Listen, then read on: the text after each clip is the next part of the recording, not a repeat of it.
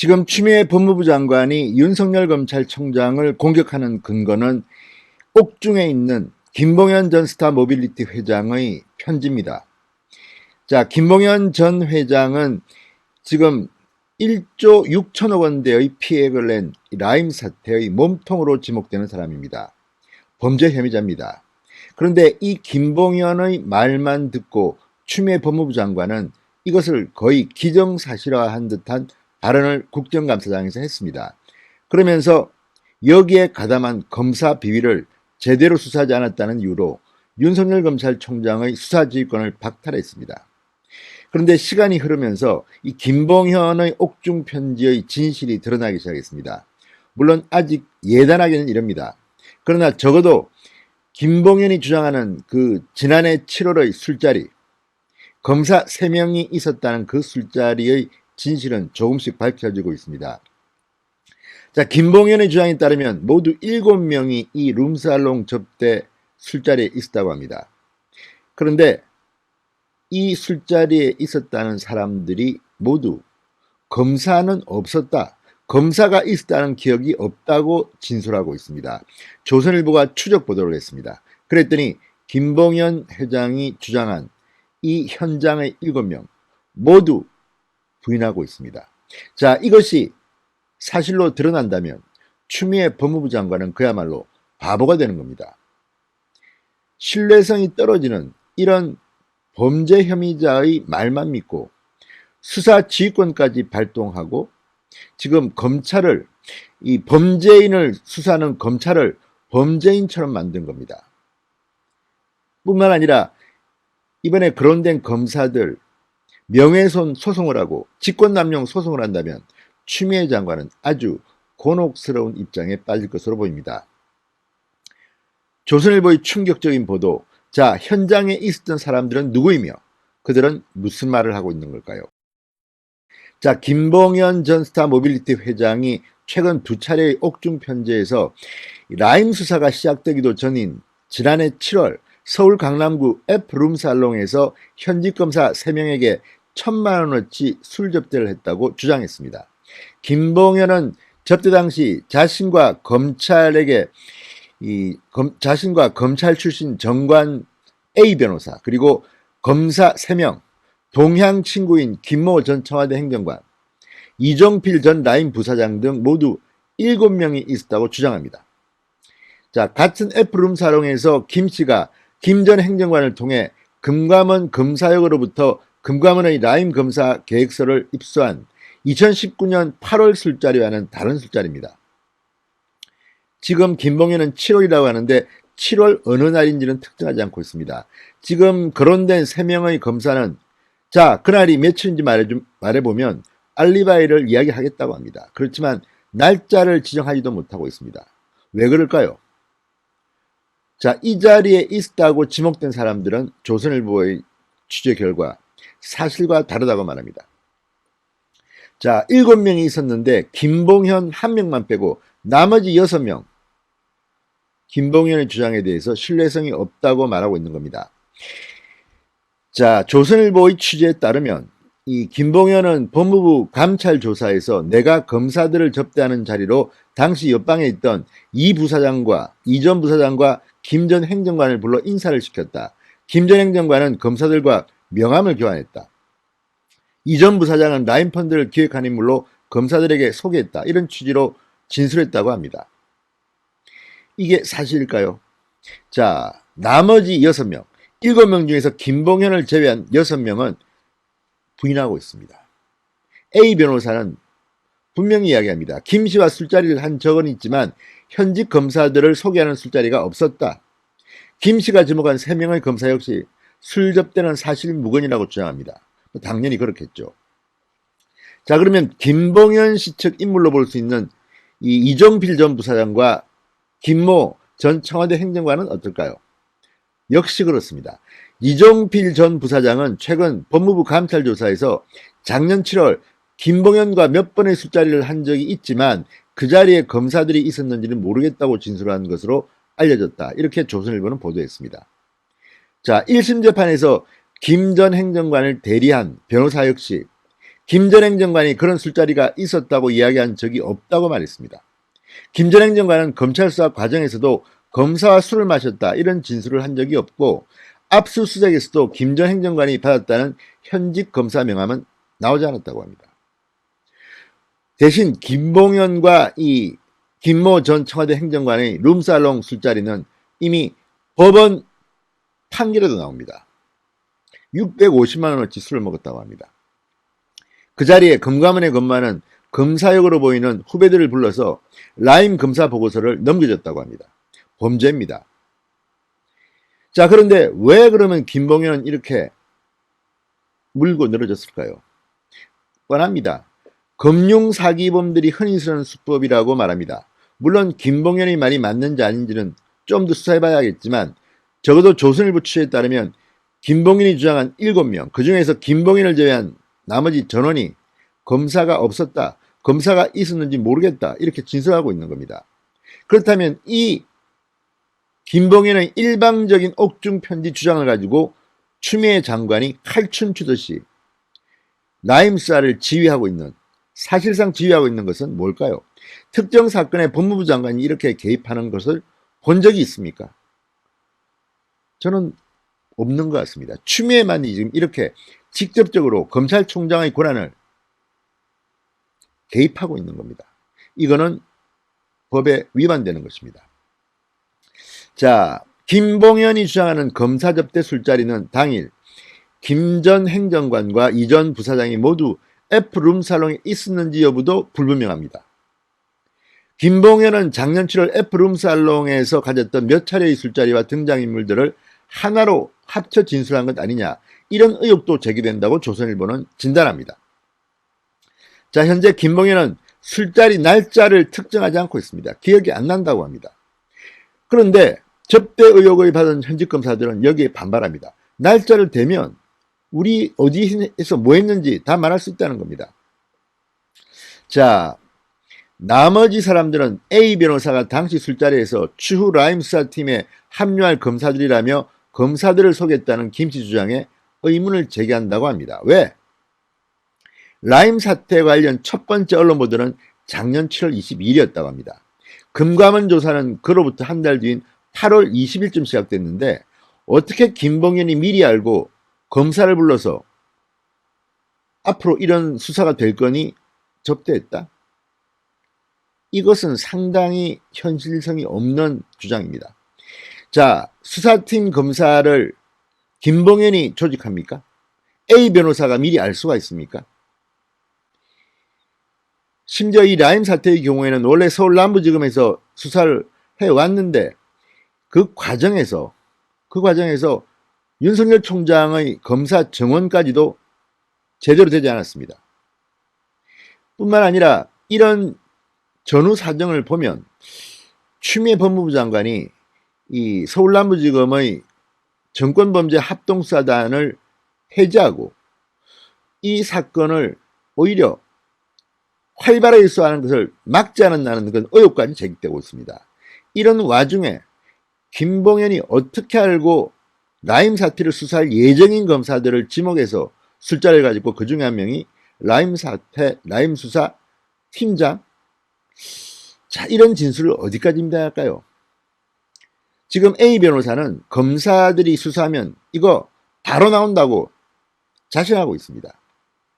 일이 묘하게 꼬이고 있습니다. 추미애 법무부 장관이 국회에서까지 자신있게 말했던 이 김봉현의 옥중 편지가 정말 진실일지는 좀 더 두고 봐야겠습니다.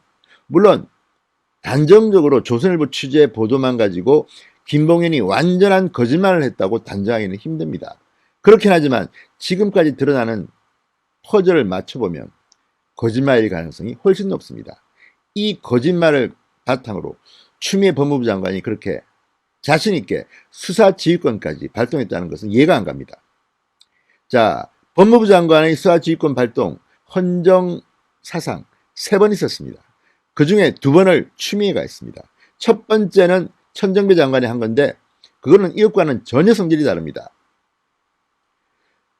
두 번째 추미애 장관의 수사지휘권 발동은 채널A 기자의 강요미수 혐의와 관련된 것인데 이건 역시 그럼에도 불구하고 한동훈 검사장과 채널A 기자의 공모를 입증하지도 못했습니다. 실패한 수사입니다. 그 수사는 이성윤 서울중앙지검장이 했습니다. 이번에는 라임 사태와 관련된 서울 남부지검인데 서울 남부지검장, 전 지검장, 그리고 얼마 전까지 했던 최근 지검장 전부 다 여기에 대해서는 부인하고 있습니다. 추미애 법무부 장관이 대검찰청에 오늘 고발당했습니다. 그런데 이번에는 그 건이 좀 심각합니다. 이미 추미애 법무부 장관은 10건이 넘는다고 하죠. 상당히 많은 혐의로 그동안 고발당했습니다. 그런데 이번 건은 제가 볼 때는 상당히 심각합니다. 만약에 윤석열 검찰총장이 수사를 지휘하고 제대로 한다고 하면 도망가기가 힘들 것 같습니다. 설령 이번 문재인 정권 임기가 아니라도 언젠가는 터질 것 같은 그런 사건입니다. 자, 추미애 법무부 장관의 직권남용 등에 의한 혐의, 이거 제대로 수사한다면 백발백중 구속까지 갈 수 있는 사안이라는 생각도 듭니다. 자, 윤석열 검찰총장이 추미애 법무부 장관이 얼마나 법을 어기고 있는가에 대해서 국회에 나와서 아주 구체적으로 밝혔습니다. 다만 법무검찰 조직의 질서, 안정을 위해서 참고 있는다, 이런 취지로 말했습니다. 윤석열 총장은 가만히 있지만 이런 사건은 다른 제3자가 고발할 수도 있습니다. 결국 오늘 대검찰청의 한 시민단체가 추미애 법무부 장관을 직권남용 등에 의한 혐의로 고발했습니다. 올겨왔습니다. 이제 추미애 장관 상당히 힘들게 됐다는 생각이 듭니다. 진성호의 융단 폭격 시작합니다. 추미애 법무부 장관을 융단 폭격합니다. 방송에 앞서 아직 진성호 방송의 구독자가 아니신 분들은 붉은색 구독 버튼 눌러주십시오. 더 좋은 방송으로 보답하겠습니다. 자, 라임 자산 운용 사태와 관련해서 검찰의 수사 무마 의혹이 있다고 해서 이 감찰을 지시한 추미애 장관, 시민단체가 고발했습니다. 무엇보다 라임 사태에 대해서 윤석열 총장의 권리행사 방해 등 혐의로 대검찰청에 고발장을 제출했습니다. 자, 앞서 추 장관은 대검에 대한 국정감사가 진행 중이던 지난 22일 라임 사태와 관련해 검사 비위 의혹이 보고됐는지, 야권 인사에 대한 수사가 적합했는지 이런 데 대해서 감찰로 확인하라고 지시했습니다. 그런데 이게 위법하다는 겁니다. 자, 왜 그러면 법세례는 이 행위에 대해서 추미애 장관이 법을 어겼다고 보는 걸까요? 누가 봐도 이것은 지나친 처사이자 법에 대한 감각이, 의식이 없는 그런 윤석열에 대한 감정적 행위로 해석됩니다. 법세례는 추미애 장관의 감찰 지시는 명백히 직권남용죄에 해당할 뿐더러 언론 플레이용 정치 공작 쇼에 불과하다. 사실상 수사 가이드라인을 제시한 것으로 직간접적으로 수사에 영향을 끼칠 수밖에 없다고 주장했습니다. 자, 그러면 왜 그럴까요? 검찰총장이 검찰 사무를 총괄하므로 대검 감찰권도 검찰총장의 권한이다. 추미애 장관이 권한 없이 직접 대검에 감찰 지시를 내린 것은 검찰청법을 위반한 것이다. 자, 이날 윤석열 총장이 마침 대검찰청에 대한 국정감사장에 나와 있었습니다. 그리고 윤석열 총장이 추미애 장관에 대해서 직격탄을 막 날렸습니다. 속도에 말하면 때리고 또 때렸습니다. 총장은 장관의 부하가 아니다. 문재인 대통령이 어떤 경로를 통해서 임기를 채우라고 하셨다. 뿐만 아니라 추미애 장관이 이 문제에 감찰을 지시했다는 뉴스가 이날 저녁쯤 흘러나오자 국정감사장에서 윤석열 총장은 나는 들은 바 없다. 이것은 법률에 위반할 소지가 있다는 취지의 발언을 했습니다. 자, 특히 수사 중인 사안에 대해서 감찰을 하기는 불가능합니다.